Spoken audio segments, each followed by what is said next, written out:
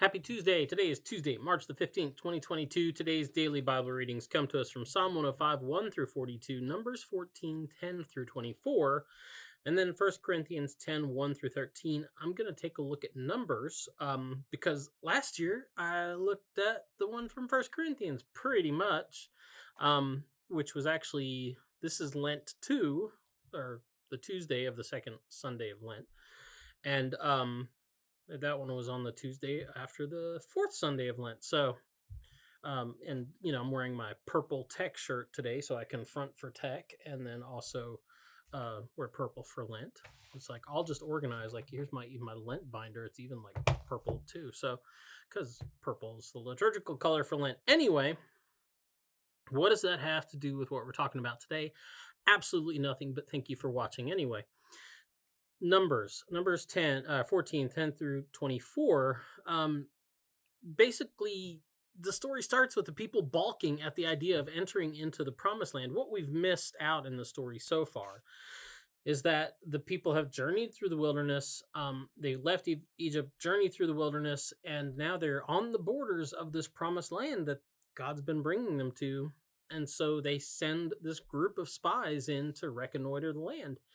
And the spies have come back and they've given this story about the land. And what basically comes up out of it is like, oh man, the land's great. Awesome land. Ginormous fruits. But ginormous people, though. And that's a problem. And so the people, as they were wont to do, they begin to just freak out and overreact. And their response is, hey, we could have died back in Egypt and we could have done it more comfortably. Makes complete sense. Never mind the fact that they're the people who are crying out, right? Remember the beginning of Exodus, that they were the people that were crying out, that God heard crying out, like begging for their deliverance from Egypt. So that's part of the problem. Now, keep in mind though, Joshua and Caleb, who were spies also that were sent into the land, they were ready to go in and they were like, hey, y'all need to shut up because we should go take this land right now. It's awesome. God has provided this for us. He wouldn't do that if he wasn't ready to help us take it. So let's go, let's, gear up and get in. Moses and Aaron and Caleb and Joshua, they pretty much like hit the ground with their faces down and are begging the people of Israel to just please stop talking. Just shut up before you make God angry again. And, because it's already been a tough trip. They've already just complained. There was the whole thing, at Mount Sinai where they, Moses was gone for too long. So they decided, oh, we should just worship a whole new God and we'll make our own God. The whole golden calf thing, there was that. There's just tons of stuff complaining, well, basically they were just complaining the whole trip from the back seat. I'm hungry. I'm thirsty. I'm hungry again. No, I don't want more of that. I want something else, how much further? Why do Moses and Aaron always get to sit in the front seat? Why can't we? That kind of stuff. They really were being petty. But so Moses and Aaron and Joshua and Caleb are just pretty much like, please, just stop talking. Just shut up. Please.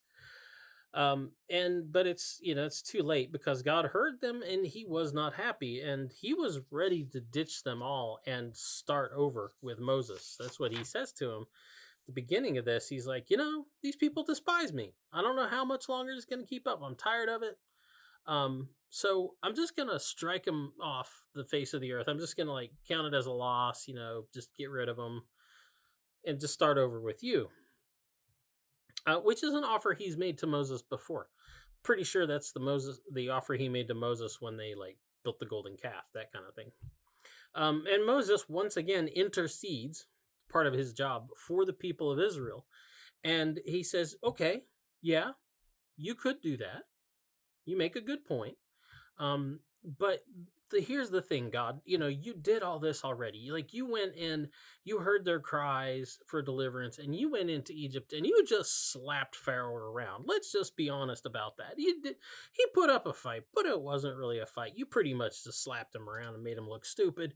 And so now you've got all these people that you've rescued out in the wilderness. And if you do that, if you do what you say you want to do, all these nations around that are watching and know what you did to Pharaoh, they're just going to say, ha, yeah, he couldn't handle these people. He couldn't do it. The Lord couldn't handle these people, so he just killed them in the wilderness.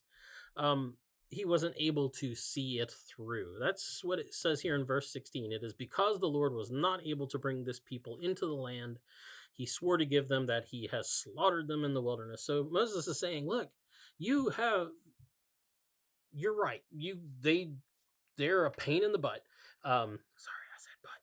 They're a pain in the neck, and you're right. You would be right to do that. But how, what are the optics on this, God? And so, they'll just laugh and they'll just see that the Lord wasn't able to see it through, so he just killed them all in the desert. And so it's yours to do. You're strong enough to do it. But here's another way. And Moses appeals to things that God has already said. And he says, here's another way you can show your strength. You could show your strength. Now, just getting crazy here. You could show your strength through your patience, through your love, through your forgiveness. It's a bold move on Moses's part to stand up because, really, it's not necessarily a bad deal. You're like, oh, okay, that's everything that you intended for these thousands and thousands and thousands of people is all going to come to me and my household. Oh, okay. But I think Moses realizes that all the expectations would also then be on him too, maybe. But it's a bold move to just kind of put back in God's face what God has said and what God has promised and what God has said about who he is and his nature. And so God takes a step back from the brink and he says, you know what? I will spare them. You're right. I am patient. I am forgiving. And I will forgive just as you asked. But, and there's a great big but, he says, none of these people that have refused to go in the land, this generation that is too scared to go into the land that I promised to give them, too scared to trust me, none of them are going to see that. None of this generation are going to see the land or even taste the fruit of this land that Caleb and Joshua told them about. Matter of fact, the only people in this generation that are going to get to go in are Caleb and Joshua because I'm cool with them. They trust me. But the rest, they like this wilderness so much, they can have it. That's the DBR for today. Get out, enjoy the day, and we'll be back tomorrow. Talk to you later. Boop.